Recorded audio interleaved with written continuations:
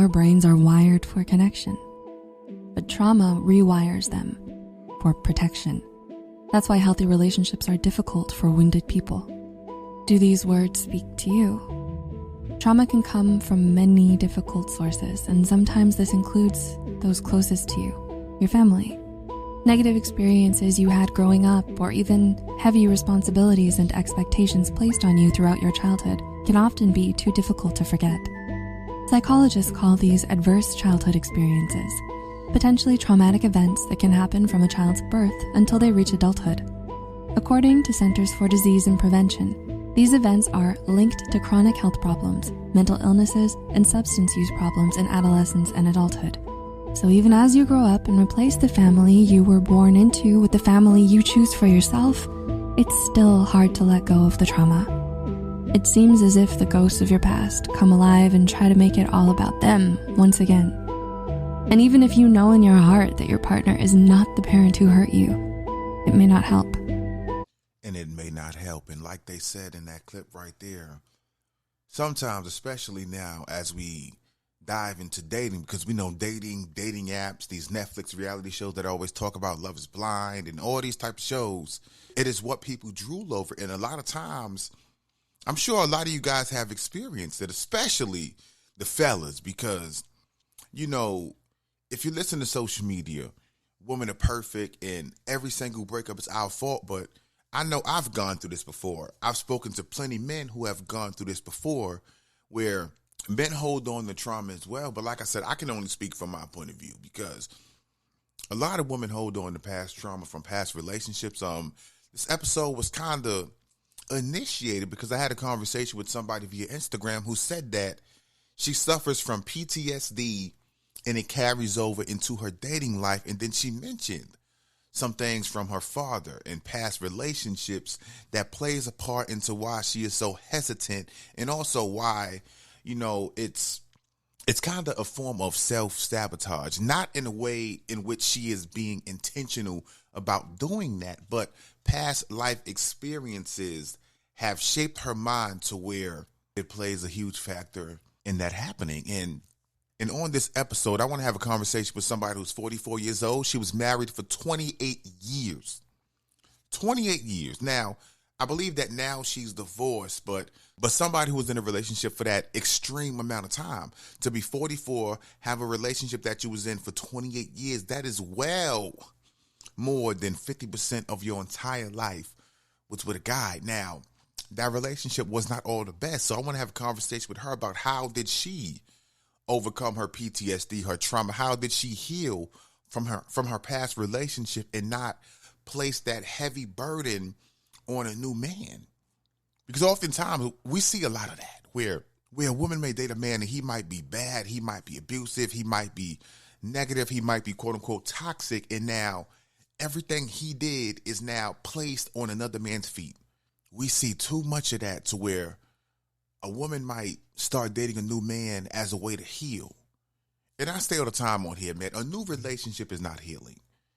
If you need help, go to therapy. If you need help, go to counseling, talk to somebody in some shape or form. Laying on your back is not healing. Getting a new man is not healing. So on this episode, man, I want to focus on relationship trauma and also ways in which you can heal, how to overcome PTSD, things you should do. And you guys are going to hear some of that firsthand from somebody who actually experienced that, somebody who had to leave a relationship, somebody who had to go heal, somebody who had 2 kids from that previous relationship but needed to take the proper steps to make sure she was in a good place so that she can potentially give her all, or at least give the best parts of herself to somebody new and not punish him for what the last man did. So I want you guys to stay locked in, stay tuned. Then let's get to the intro, because we got a focused, great episode for you guys today. Let's get to the intro. It's that Lunchroom Chatter podcast, you know, where you sit up and think about fucking your girl's best friend, but you can't because your girl's a fighter and she'll fuck you up. This that Lunchroom Chatter podcast where you lay up and think about being a porn star, but you can't because you come too quick, so you got to eat the pussy for 95 minutes. That kind of shit. This that Lunchroom Chatter podcast where you in bed at night thinking about beating your meat, but you can't because you live with your mama. And she bust in the room and said, bitch, get the fuck up. Mama, why you ain't knock on the door first? This that kind of shit. Where you can be yourself, where you can relax, where you could put yourself into the mind of another nigga. So stay tuned. Let's get this shit popping. Lunchroom Chatter podcast, baby.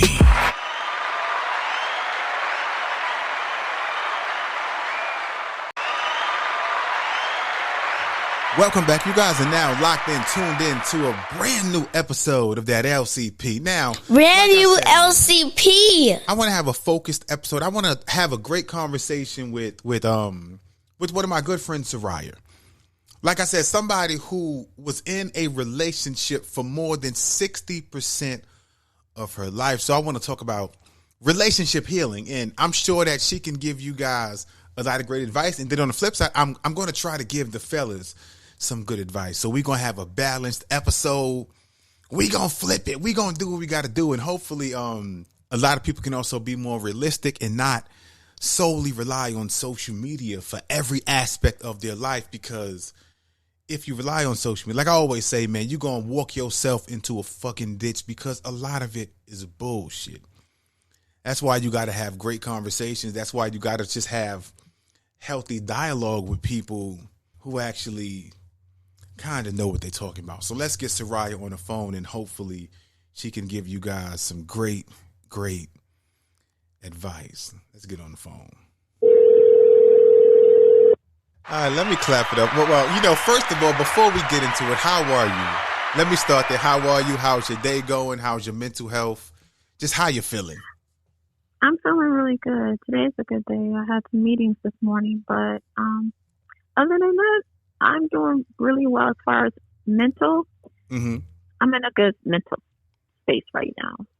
I mean, that's great to hear. Now, like I said, like the reason why you came to my mind when I wanted to have this episode, because, like I told you off mic, you was in a relationship that spanned it more than about 65% of your life. There's nobody better than you that can just give a lot of women, even the fellas, some good advice on relationship healing. You work on yourself mentally before you even dive back in to the dating space. So now in 2024, like what is your opinion on the dating space that we are in now?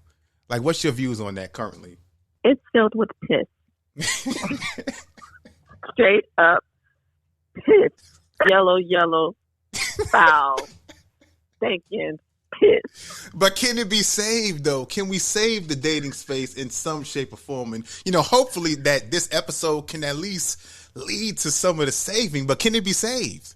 I don't know. I mean, my personal experience, when I first started off, getting into the dating scene, mm-hmm. because based off my experience, I'm pretty sure you're going to all those details, but I was new to dating, so mm-hmm. I was pretty much a fish out of water.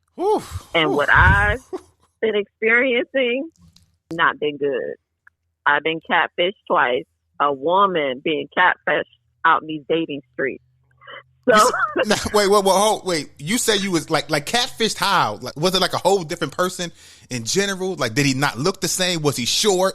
Okay, one of the catfish I met on Facebook dating. Mm-hmm. Okay, I was on Facebook dating, and the brother, his pictures were taken at different angles, and I had a difficult time. I know his photos looked a little off. Mm-hmm. But, I didn't pay it any attention. Did you FaceTime him? Did you FaceTime him before y'all went out to meet? Or did y'all just jump into it? No.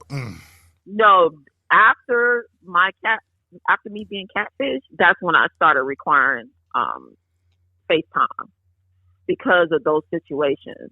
I wasn't doing FaceTime before then, like video chat. But after I was catfish, I was like, I gotta do a video. I mean, you got to, because like you said, when it comes to pictures, when it comes to different angles, a lot of people don't look how they look in their pictures. Like in their pictures, they be looking all sexy, they be looking all exotic, and then you see them in person, and it don't look the same. Well, this brother, he not only didn't look the same, but he was triple the person. So he Now, when you say triple, was he like XXXXL triple, or what you mean?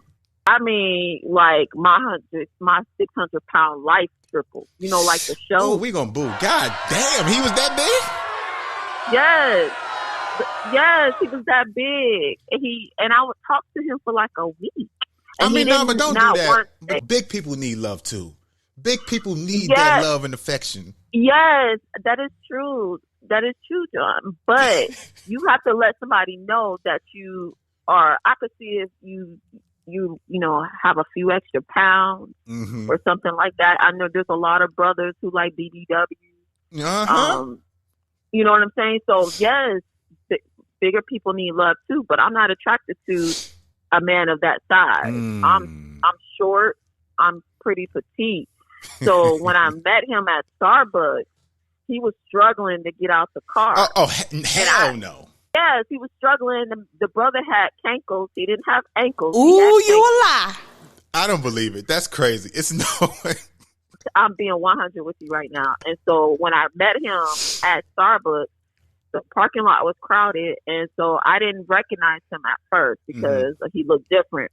So I'm walking across the parking lot and he was like, Saraiyah. And I'm like, looking at him, he said, it's Charles. So he was happy. So he was excited to see you. He was excited. Yeah, he was excited, but I wasn't excited. I wasn't excited. So I'm walking up to him, and he was already struggling to get out the car. And I'm looking at him, and I'm like, you don't look like your photos. I told him this. I said, you don't look like your photos. You told him that to his face? Yes. Come on. I did. I said it to his face. I said, you don't look like your photos. He's like, what do you mean? I was like, did you use filters? And he was like, well, no. I was like, you use filters and you don't look like your photos. And I said, you pretty much, when were you going to tell me that you were much larger? Because this brother was he had to been like over 600 pounds. He wasn't like short. He had to been like maybe 5'11". And you like couldn't tell 60. from the pictures? You couldn't tell he was that big from the pictures? No, because he took it from the waist up. And then like he would lay in the bed and had the phone, whatever, the phone at a certain angle. So I couldn't get a true depiction of how he looked. So, and then he used filters on his photo to clean up some stuff. I mean, but at the end of the day, you got to live and learn when it comes to stuff like that. And like you said, after you had that bad experience one time, like, you know what you got to do? You got to keep doing FaceTime, especially before you meet people, because you got to do it now. That's exactly what I did. You do. Because I asked him, I said, he said, well, I'm just really bad at taking photos. I said, no, you don't look anything like your photos. And I said, you pretty much catfish me. You deceived me. And then you killed my man's self-esteem. Jesus. Well, I'm sorry. He should have been honest and upfront. Like, don't be told. Don't. And I said, we were talking like for a week. Did you not think to tell me that you were much bigger? And I said, I don't mind dating people that have a few extra pounds. I mean, there's brothers who weigh over 300 pounds and they carry their weight well. Yeah. I'm not opposed. Was he short? Was he short? Like, what was his height? He was like around 5'11". Yeah, I mean that's kind of shortest, especially if you that big, because you got to be like 6'4", 6'5" to be 300, and like the weight be evenly distributed. So if you like 5 something and you like 4 or 5, he was like 5'11", and he had to weigh at least 600 pounds. I mean, he looked like those people from that show. I think it's TLC. Yeah, 600-pound life. That's crazy. But don't do that. But no, I told him I was respectful. I wasn't disrespectful or anything like that. I just told him, I said, you need to be upfront honest. I said, the next person, I told him, I think you've done this to other people. I may not be in the first or the last, but I told him you need to let people know, give people the opportunity to make the decision for themselves. And he said, well, I didn't think he was going to like me. I said, well, you don't know. I said, you should have at least given me that opportunity to decide for myself. I said, there's brothers who like BBWs. There's women who may look at you and think you're, a wonderful teddy bear. And I said, there's someone out there for you, but it just ain't me. And I told him, I said, I'm leaving. I feel like I was deceived. And I got in my car. Did you see him again? Did you see him again? No. You blocked him? No, I blocked him when I got into the car. You blocked him because he was fat? No, I blocked him. And I thought I was shallow. You blocked him because he was fat? No, I blocked him because he catfished me and he lied. Then plus he was 600 pounds. So I'm little. Now to kind of segue now when it comes to relationships and relationship healing, like, do you think that relationship healing is important, or do you think that somebody jumping into a new relationship, that's a form of healing? Because people do that. No, a lot of people don't heal. They shouldn't. Relationship healing is very, very important, because if you don't, you're hopping from relationship to relationship and you still have that baggage. Some women have PTSD. Some women have gone through trauma, or, domestic violence, or, or just been treated bad. You need that relationship healing. So what I personally did, like you said, I was in my last relationship for almost 3 decades. I was in that one relationship for 26 years, married for 23 and a half years, and got married young at 19 years old. So, and I'm 44 now. So what I did was I took the time that I needed to heal. I went to therapy. I did some self-reflection. And I've been divorced for 2 years, but I didn't want to go into or even start dating without being in a good mental space. I didn't feel like the next man that I may get into a relationship with, I wanted him to have my authentic self. I wanted him to be able to access all of me without any issues. That's the part that's important, because I got encouraged like around maybe mid-November to try out Hinge and Facebook dating, and what I kept coming across was people who did the opposite of what you said. Like, I came across so many people, how long you been single? And like a common answer was, last week me and my man broke up, or last month. And in my mind, I'm like, should you even be here? I came across somebody who was in a relationship for 12 years. They broke up a week ago, and they had already jumped on the app. 12-year relationship, 1 week single. Like, to me, you're not single, because as you know, a lot of times, like, couples, they break up and they can still get back together. So a week is not enough time after a breakup to even entertain the thought. And she said, a long-term partner, a lifetime partner. You've been single for a week. And like, that's my issue. And like, that's a lot of the people that I've come across, people who haven't done the work, who haven't put the time to actually heal before, as you said, give somebody, your true authentic self.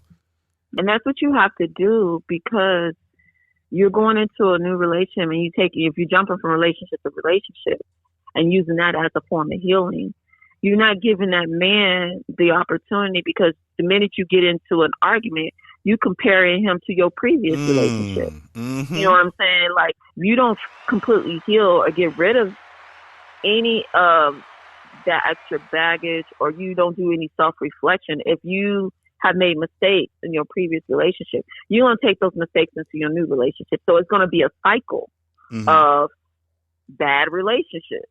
To follow up on that, so now when it comes to like serial dating, like people who just date person after person after person after person, they might go on, let's say 7 to 8 dates a week. Okay, yeah, I'm not interested. And then the next week, it's a whole nother batch of people. Like, do you think that that's something that, I guess, that's beneficial? Is it counterproductive?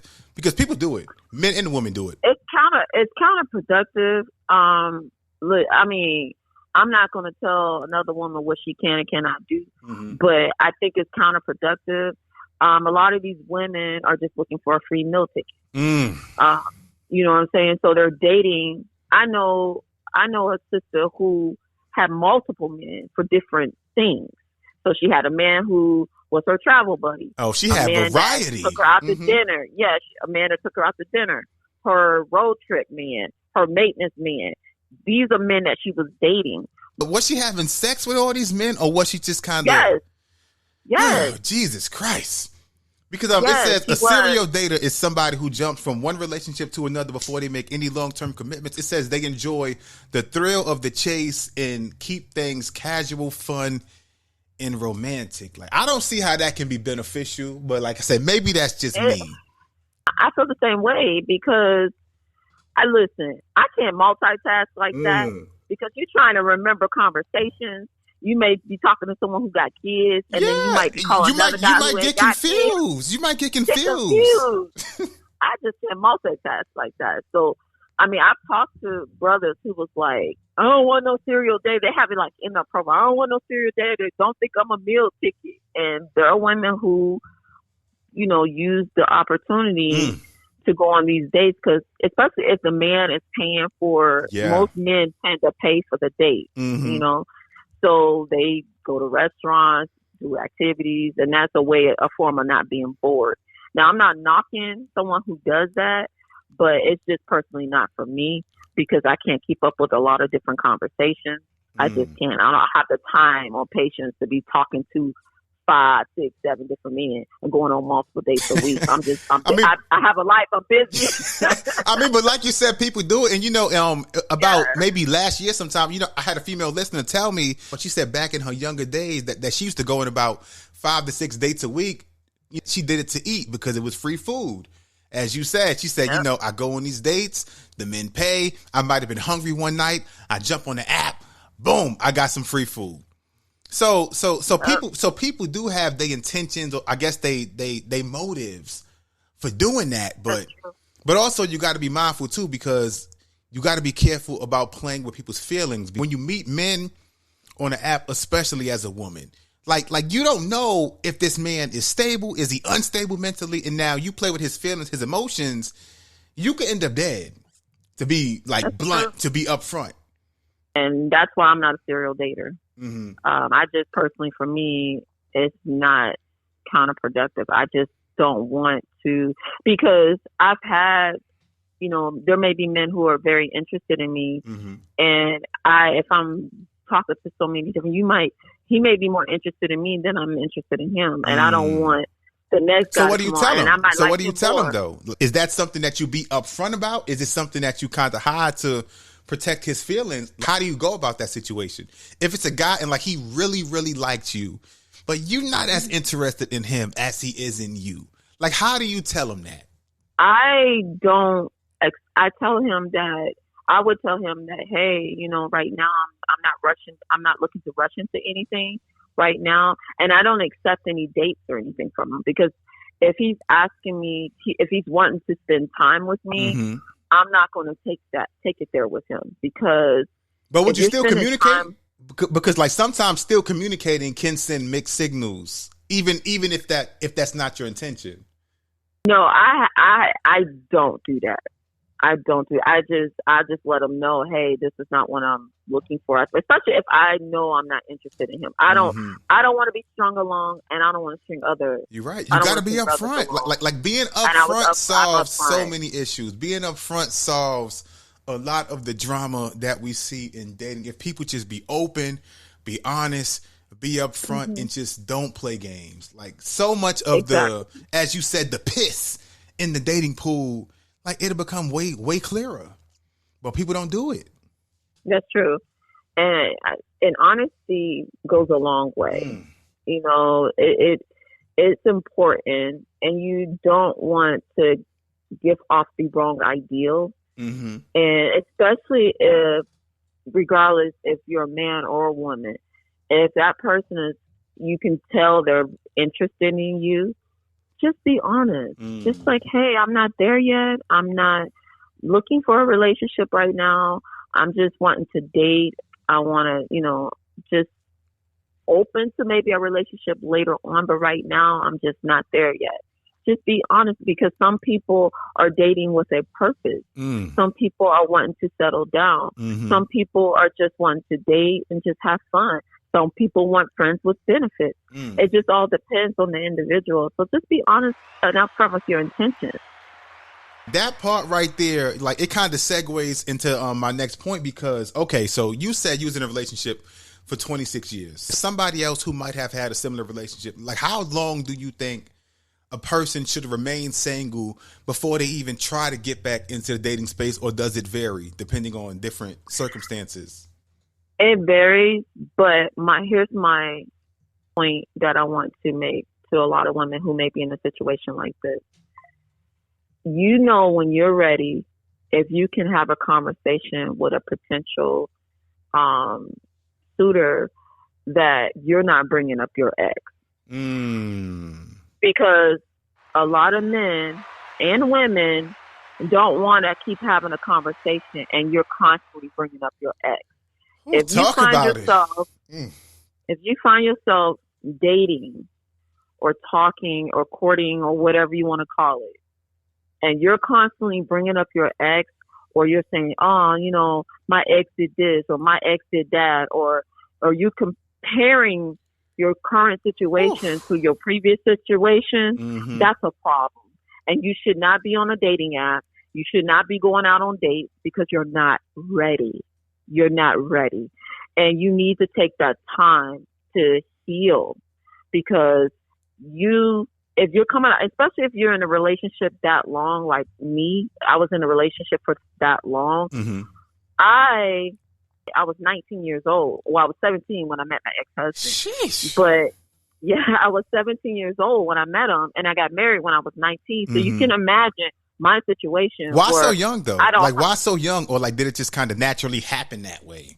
Because that's a young at 19. Like because I think back to myself at 19. I can't imagine myself at 19, like going through my vows. Yes, like my ex-husband. He was a freshman in college, so he was 19 and I was 17 when I met him. So mentally, he was already mature. He was. Is 19 mature? Is 19 mature, or was he more mature than 19? You mean? He was more mature than 19. He was 19, but mentally, he was probably closer to 25 mentally, because he was a freshman in college, and he already had told me. He was like was hanging out on the third day of hanging out. He was like, "You're gonna be my wife," and I told him he was freaking crazy. I was like, "You crazy? I'm not. You talking crazy?" But he was like, "No, you're gonna be my wife. I already know." He was already planning to. After graduation, you know, buying a house, and he had his plans in place, and he wanted to make me part of those plans. But it just ended up happening naturally. But he already had in his mind that he wanted me. So he was like, "You're gonna be my wife," and I said, "No, you talking crazy." But sure enough, I ended up being his wife. For a long ass time too. Yes, Like I said, me, I'm 34, so you was damn near married my whole life, which is I'm saying, which is even crazy to think about. Yeah, and then and being so young, and you know, I had my kids. I had my first child at 21, so my kids are grown, but at the same time, you know, dating in high school, like when you're in high school, it's completely different than when you're trying to get out here as a grown ass woman. You know, I'm 17. You can attribute that to puppy love. Yeah, 100%. 100%. That goes back to a topic I had before in relation to why I think a lot of men, even women, often like they might be 40, 45 years old, but sometimes they settle for somebody that's 19 or 20 because that person has not yet accumulated a lot of relationship trauma. Because as we know, sometimes when you get 45, 50 years old, especially depending on everything that you've gone through, a lot of that trauma, it stays there. It lingers. And sometimes it's tough to deal with if you didn't work on it while being single.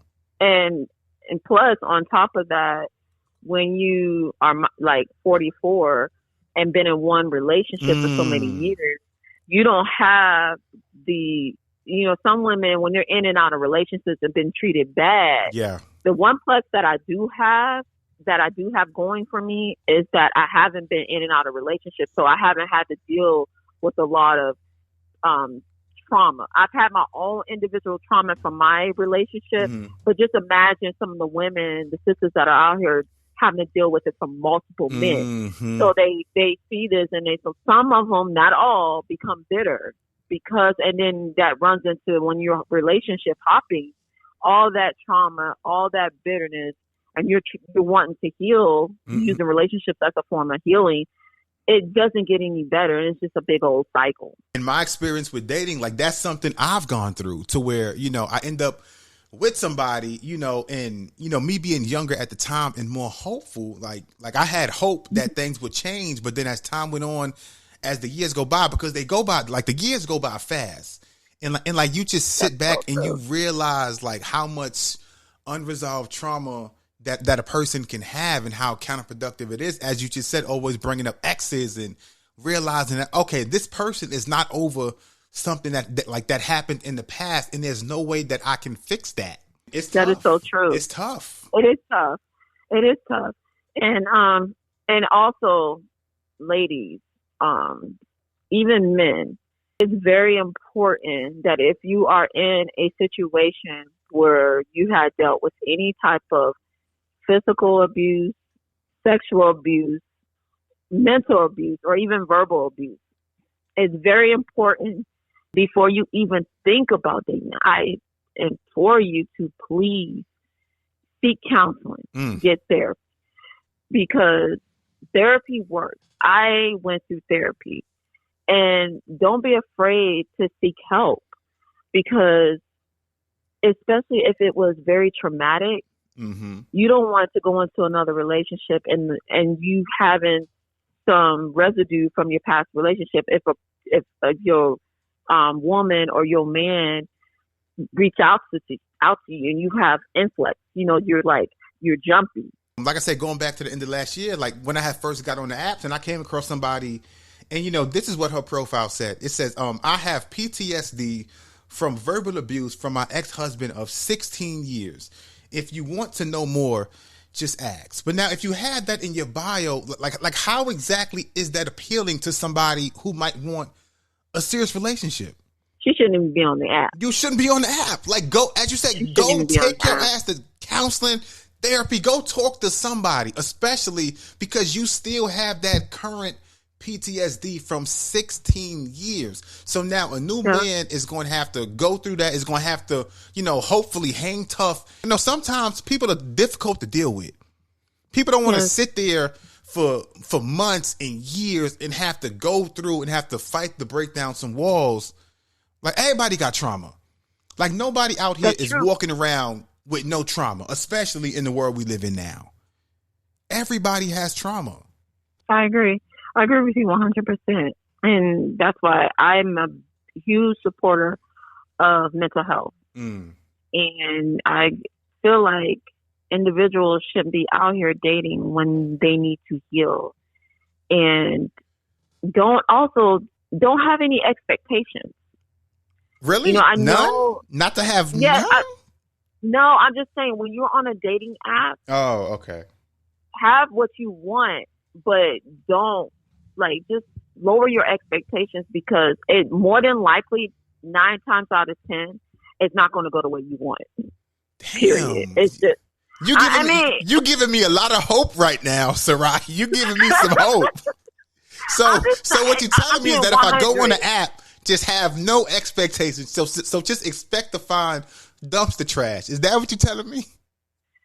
Pretty much. Yes. And I'm not trying to be negative. I'm just saying. Damn. I'm just saying, I'm not trying to be negative, but you got so many people out here who are lying. They put their bios aren't what they truly are. So they're writing bios to appeal to the opposite sex. So a lot of the you got to sell yourself. You got to sell yourself. You got to give off the best illusion of. We're in a digital age. We really are. A lot of people have to get with the program, and so many people are so busy running their businesses or working. Got kids and shit. Got kids. They just don't have time to, the old-fashioned way. Meet somebody at church or the library, the grocery store. People are running in and running out. They don't have time to be standing in an aisle talking to somebody. Like, can I get your number? Like, no, but like, there's a chance it could still happen, but it's greatly reduced compared to how it used to be. It's rare. It's rare. Like, you're making me sad. You're making me sad, man. I'll just say, I'll keep it at 100. Like, 100%. There's nothing wrong with, it's nothing wrong with dating apps. It's just using them effectively. I don't see anything wrong with online dating and I feel like online dating is okay if you keep your expectations in check, if you practice safety, if you're not out there. That's a major one. Safety is a major one because about maybe a month ago, I had a story on the podcast where a woman met a man on an app. She met him, and within that, I think within 24 to 48 hours, like, she let him know. Mm-hmm. She let him know where she lived at. He showed up. I guess things didn't go the way he wanted. They ended up not having sex, and he killed her in her house. But my thing was that, as you said, safety, because like this is the place where you live by yourself with your child. Mm-hmm. She gave this man her home address, where you lay your head at. Where you lay your head.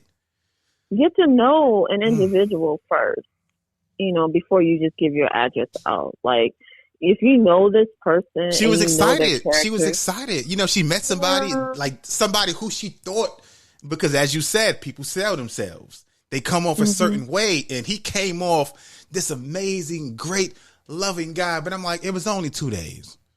You can't judge off 2 days. 2 days is too quick. It's too quick. Like when they say honeymoon stage, 2 days is the stage before that. It's too soon. No, it's too soon. Right. I agree. It is too soon. And some women are just going out here and not. I'm like. But it's tough not to. Yeah. But at least when you're first meeting someone, at least send a family member or a friend. Let them know where you're going. One, the establishment, who you're going to be with, who they look like. If you're doing it old school, unless they catfish you and look like they 600 pounds, then you're not going to know how they look. You're not going to know how they look. So I know I have taken pictures of license plates. Yeah. Oh, you was Inspector Gadget. Hey, I like it. Yeah, though. I mean, like in the beginning, like when you don't know the person, like, hey, this is his license plate, this is the make and model of his car, and you letting them know this is what he looked like. He's about this height, he looked like this, and I would send that to a friend. I would send that to my friend, and she was like, okay, if I didn't check in, when she would check in on me, how you doing? Are you okay? 100%. That's what I would do. And even my daughter's 23. I have let her know, hey, I'm doing this, I'm doing that, just to give you a heads up, just in case anything happens to me. I've done that. So yeah, just be safe out there, ladies and gentlemen. That's something you got to do. And like I said, I want to clap it up for you, man, because like I said, like especially everything you said towards the end, like safety is a major part, because like you said, people go on apps for different reasons. Some people go to find love. Some people go to actually meet somebody great. And, as we know, a bulk of the people on there simply go for some casual, to play around, or to not have nothing serious. So regardless of what your goal is. So what I hope that people listened to and heard was that a lot of the positive things that you said, especially into relationship healing, taking your time, going to therapy. Everybody want to be in love, but sometimes, you can't force it, because when you force it, you might end up with any piece of shit out here. True. So, but that's true. Let it be organic. Let it happen naturally. Just let it happen naturally and be organic. It's no rush, especially if you're dating with a purpose. If you know you want to be in a relationship, take your time. Don't jump into anything. It will happen naturally. It will. But I mean, so before you get out of here, now I'm going to say, the next time you meet somebody that's 600-700 pounds, give them a shot. Hell no. Hell no. You see, you ain't right. Like I said, everybody need love. Big people need love too. I'm not knocking 600-pound people. It's just not for me. I'm attracted to, men that are. I mean, I wouldn't discount. I would date a man that was overweight, but especially if he carried his weight well, not that big. But no, because I mean, somebody like you who was positive, who was nurturing, who was very genuine. Like you might be like that. You might provide that extra boost for that man to get his life back on track. Not no 600-pound man though. Like a man who's like maybe pushing 3. Okay, so you got a limit. He got to be 3. Okay. I have a limit. He got to be 3, and carry himself well. Dress nice. Can he be short? Can he be short? Like can he be 5'2", 5'1"? Can he be? No, I'm 5'1". I'm 5'1". I don't want no man that's like So y'all gonna be even. Y'all gonna be head to head. Boom. Y'all gonna be right there, side by side. But I think anything below like 5'5" for me, it's just, I don't know. It's just too short. I'm short. I don't want to be with someone else that's like short like me. Well, I'm borderline mini person, so little person. So. I mean, you're not that short, but like I said, hopefully one day we gonna change your mind. But I gotta clap it up, man, because I appreciate you for coming by for You're providing welcome. some You're insight, welcome. and hopefully people listen, because at the end of the day, we know sometimes people listen, but they don't actually listen and actually, hear what was said, and at least try to, I'm not saying you got to attribute or use everything and put it towards your personal, but at least listen and just use some of it, because even listening and just paying attention, maybe your dating life could be better than it is right now. So that's the goal. And thanks for having me on. Thanks for having me on. I really appreciate it. No problem. I appreciate you. I'll call you back. All right. You have a good one. Bye-bye. You too. Bye. For stopping by the LCP. Hopefully you guys listened to what she said, the dialogue, and especially on what you got to do to heal. What you have to do to become a better person, because if not, you might be that person that enters into a relationship and you are dead on arrival because you ain't take that time to better yourself while being single. Again, you cannot work on yourself so that you can be great and better for somebody else if you are consistently laying on your back, if you are consistently having casual sex. That is not working on yourself. So again, man, you guys who want to support extra, my Cash App is $NYC Story 718. My Venmo is Lunchroom Chatter Pod. Stay locked in. Stay tuned in. Y'all know what time it is. This is that. Brand new LCP.